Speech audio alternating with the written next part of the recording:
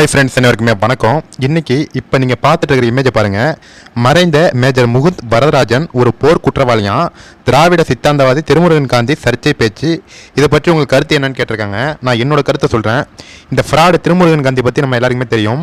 ஐநாவுக்கு சென்று பேசுகிறேன்ட்டு இவரை நம்ம தமிழ்நாட்டில் பார்த்தீங்கன்னா ரொம்ப பெருமையாக, அதாவது நம்ம தமிழ்நாட்டிலேருந்து ஒரு அரசியல் தலைவர் ஐநாவில் போய் பேசிட்டு வராருப்பா, ஐநாவில் போய் நமக்காக பேசிட்டு வராருப்பா அப்படின்னு லூசுத்தனமாக எல்லாம் நம்பிட்டு இருந்தாங்க. ஆனால் அங்கே ஐநாங்கிறது வேற, இவங்க எல்லாம் போயிட்டு அங்கே தனியாக ஒரு மீட்டிங் போட்டு ஒரு மிகப்பெரிய ஒரு ஃப்ராடு வேலையெல்லாம் பார்த்துட்டு வந்துட்டு இருந்தா இந்த திருமுருகன் காந்தி. அது மட்டும் இல்லாமல் திருமுருகன் காந்தி ஒரு மிகப்பெரிய ஒரு ஃப்ராடு. அவர் பணம் கொடுத்து இயக்கிறதே பார்த்தீங்கன்னா பல மிஷினரி குரூப்ஸ் தான் திருமுருகன் காந்திக்கு பணம் கொடுத்து இயக்குறாங்க. அது மட்டும் இல்லாமல் காஷ்மீரில் எவ்வளவு இராணுவ வீரர்கள் தங்களுடைய உயிரையும் அவங்க பொருட்படுத்தாது நம்ம நாட்டிற்காக சேவை செய்து நம்ம நாட்டு மக்களை பாதுகாத்து வராங்க. எத்தனாயிரம் இராணுவ வீரர்கள் பலியாயிருக்காங்க. இதில் பார்த்தீங்கன்னா நம்ம வரதராஜன் முகுந்த் இவர் பல தீவிரவாதிகளை சுட்டு கொண்டிருக்காரு. அதாவது நம்ம இராணுவ வீரர்கள், ஆயிரக்கணக்கான இராணுவ வீரர்களை கொடூரமாக கொலை செய்த அந்த இயக்கத்தோட பேர் என்ன அப்படின்னு பார்த்தீங்கன்னா அந்த பேர் கூட நம்ம வாயில நுழையாது. அதாவது என்னன்னா ஹிஸ்புல் முஜாஹிதீன் அப்படிங்கிற அமைப்பு மூலயமா, அந்த தீவிரவாத அமைப்பு மூலயமா பல இராணுவ வீரர்கள் நம்ம இந்திய இராணுவ வீரர்கள் கொல்லப்பட்டிருக்காங்க. அப்பேற்பட்ட இயக்கத்துடைய தலைவர்களை, அப்பேற்பட்ட இயக்கத்துடைய ஹெட்டை நம்ம முகுந்த் வரதராஜன் அவர்கள் சுட்டு கொண்டிருக்காரு. அது மட்டும் இல்லாமல் பல தீவிரவாதிகளை சுட்டு வீழ்த்திருக்காரு, வேட்டையாடி இருக்காரு. அந்த மாதிரி கொலை பண்ணது அந்த மாதிரி அந்த தீவிரவாதிகளை எல்லாம் வேட்டையாடினது போர்க்குற்றமா. அதாவது அவர் சர்வதேச நீதிமன்றத்தில் எட்டு போயிட்டு அவர் விசாரணை நடத்திருக்கணுமா.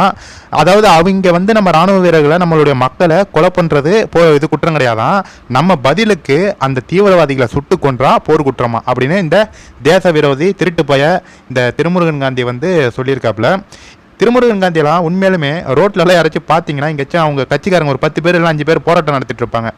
அந்த போராட்டம் நடத்துகிறப்ப திருமுருகன் காந்தியெல்லாம் பார்த்தீங்கன்னா நாக்கப்படுங்கிற மாதிரி செருப்பால் அடிக்காத குறையா, அடிக்கலாம் வேணாம், வாயாலே கேளுங்க, நீ எல்லாம் இந்திய நாட்டில் எதுக்கு தான் இருக்க, நீ பேசாமல் எனக்கு என்ன தோணுதுன்னா இந்த திருமுருகன் காந்தியை காஷ்மீரில் நிப்பாட்டி அங்கே என்ன பிரச்சனை நடக்குது நீயே நில்லு, அங்கே யார் மேலே தப்பு இருக்குது யார் மேலே தப்பு இல்லை, அங்கே உள்ள மக்களுடைய மனநிலை என்ன, இதெல்லாம் நீயே போய் தெரிஞ்சுட்டு வா அப்படின்னு திருமுருகன் காந்தியை ஒரு வருஷத்துக்கு காஷ்மீரில் முக்கியமாக தீவிரவாதிகள் ஊடுருவ பகுதி, அந்த பகுதியில் இந்த திருமுருகன் காந்தியை விட்டுட்டு வரணும்.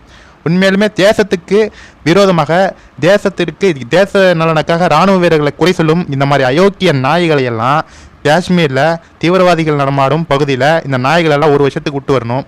ஒரு நாள் தாண்ட மாட்டானுங்க, அவ்வளோ வியாக்கியானம் பேசுவானுங்க. அங்கே காஷ்மீரில் போயிட்டு நில்றா அப்படின்னு சொல்லி சட்டையை பிடிச்சி அந்த திருமுருகன் காந்தி அங்கே கொண்டு நிப்பாட்டணும்.